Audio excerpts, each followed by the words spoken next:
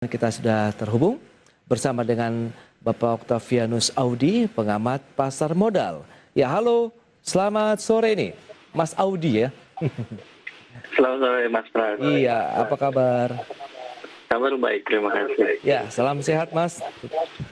Ya, Baik, kita kan mereview untuk pergerakan indeks harga saham gabungan nampaknya masih malu-malu ini untuk terus mengalami penguatan. Anda melihat kecenderungan ke arah mana untuk pergerakan indeks harga saham gabungan? Apakah menjelang akhir tahun kemudian ada libur Natal dan Tahun Baru justru ini yang akan membuat indeks tidak bisa melaju lebih tinggi lagi? ya sebenarnya untuk sepekan ini concern investor khususnya di pasar modal maupun global ini kita masih strict dengan kebijakan dari The Fed. Dan kemarin juga sudah diumumkan bahwa nanti Rabu pagi waktu Amerika setempat itu akan diadakan Fed meeting dan memang dari beberapa pertemuan bahwa memang dengan kondisi inflasi Amerika yang sudah tembus lagi rekornya itu sekitar 6,8%. Jadi memang The Fed akan lebih cepat lagi untuk melakukan aksi tapering tersebut. Jadi memang ini salah satu yang membuat laju IHSG kita ini agak sedikit tertahan. Jadi memang fokusnya kita masih melihat arah kebijakan dari The Fed itu sendiri untuk sepekan ini. Baik, kalau dari dalam negeri sendiri bagaimana? Kita tahu ada isu dan rencana dari pemerintah bahwa vaksin booster atau tahap ketiga begitu yang akan dilakukan tahun depan ini sudah mulai bisa dilakukan, tapi juga bahkan membuka opsi bahwa swasta bisa mendatangkan vaksinasinya. Bagaimana? Anda melihat ini peluang untuk emiten-emiten farmasi atau yang terkait dengan sektor kesehatan, Mas Audi? Ya, kalau kita flashback lagi ke sebelumnya memang berdasarkan beberapa data tingkat vaksinasi jumlah penduduk di satu negara itu akan memberikan respon yang positif untuk kegiatan ekonomi dalam negara tersebut. Jadi memang saya merespon positif sekali dengan adanya lanjutan untuk vaksinasi ketiga dan di sini juga sudah mulai dilibatkan pihak swasta yang artinya memang cakupannya nanti akan semakin lebih luas dan lebih cepat. Jadi selain dari pihak pemerintah, dari pihak swasta pun dilibatkan. Jadi otomatis tingkat vaksinasi ini akan jauh lebih cepat lagi. Karena kalau kita lihat negara-negara yang memang sudah melakukan vaksinasi posisinya di atas 50% dari penduduknya, itu memang akan memberikan dampak yang positif, khususnya di kegiatan ekonomi. Ya kita lihat sendiri untuk Indonesia itu sendiri bahwa memang kondisi kita ini sudah sangat bagus.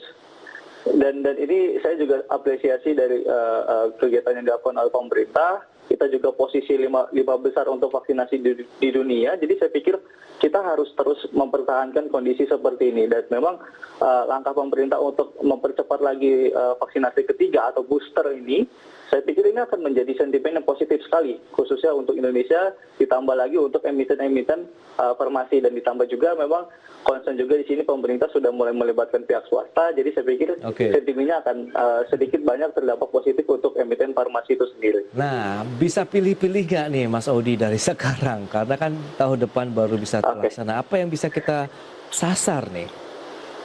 Ya, sebenarnya kalau kita lihat dari laporan keuangan Q3 itu dari beberapa emiten farmasi, posisinya revenue-nya sangat bagus-bagus sekali, artinya mengalami lonjakan yang cukup signifikan. Kalau kita bisa lihat seperti Kimia Farma, ada Indofarma, dan ada Kalbe Farma. Jadi saya pikir untuk ambil posisi, kalau kita berdasarkan rasio profitabilitas dari emiten farmasi, ini yang memang lebih condong, lebih menarik adalah ke emiten Kalbe Farma. Dan kalau kita lihat sendiri, kinerja Q3 untuk Kalbe Farma pun mengalami kenaikan yang signifikan. Jadi saya pikir Kalbe Farma masih menjadi salah satu pilihan yang cukup menarik juga untuk saat ini untuk para investor. Baik, closing market hari ini 16.15 dan cenderung masih konsolidasi begitu. Anda melihat bagaimana? Justru peluang 16.15 menjadi posisi entry atau kita tunggu ada pelemahan? Ya, kalau untuk posisi sekarang untuk Kalbe sendiri sebenarnya posisinya masih cukup menarik, di mana memang pergerakannya dia lebih ke arah sideways, dan memang direkomendasikan untuk saat ini boleh untuk ambil posisi alokasi dana 10-20%. Yang lebih menarik adalah ketika Kalbe Farma ini dia sudah break resisten di 16.30, saya pikir itu akan melaju lagi. Jadi patokan untuk saat ini adalah boleh ambil posisi ketika nanti dia 16.30 lewat, itu akan menjadi titik konfirmasi bullish yang cukup bagus untuk Kalbe Farma. Ada berapa besar begitu peluang untuk mengalami penguatan? Ya, Ya, kalau untuk peluang ini memang kita ada beberapa step. Saya lihat di sini itu adalah di level 1670 untuk resisten pertama, dan next resistennya adalah di 1695. Jadi memang cukup gradual untuk targetnya, dan memang kalau kita lihat flashback lagi pergerakannya Kalbe Pharma, dia memang tidak termasuk volatile, tetapi memang ketika ada sentimen positif, ada dorongannya cukup kuat, dia memang akan kecenderungan stabil ketika mengalami kenaikan. Oke, jadi untuk KLBF bisa menjadi salah satu pilihan di sektor farmasinya. Untuk Itama Ranuraya sendiri, Anda melihat peluang tidak di sana yang hari ini justru melemah 1% ini? Sorry, apa, Mas? Untuk IRA, Itama Ranuraya Tbk. Oh, sorry, ya. Baik, kalau untuk IRA sebenarnya kalau kita lihat sejak awal Desember, itu memang sudah mengalami kenaikan yang cukup signifikan. Jadi memang untuk saat ini posisi yang sebenarnya posisi koreksi yang cukup wajar, saya pikir. Yang penting untuk saat ini boleh untuk ambil posisi buy on weakness.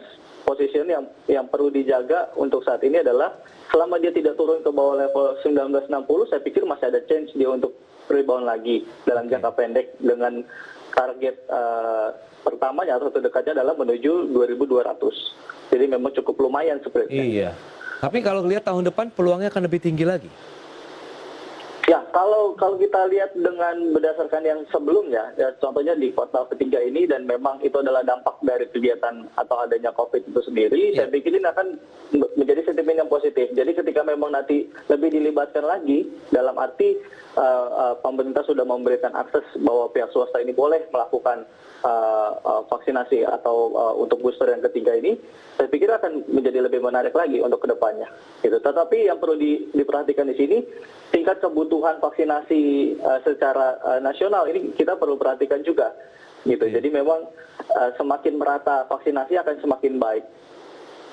Oke, itu dia untuk sektor farmasi kaitannya dengan rencana pemerintah ya untuk melakukan booster vaksinasi di tahun 2022 mendatang. Tadi ada beberapa pilihan, yang utama tadi KLBF ya yang bisa dicermati. Sementara untuk Itama Ranuraya juga sebenarnya masih ada peluang dengan koreksi sehat yang terjadi saat ini, pembalikan arahnya juga cukup menjanjikan ya Mas Audi.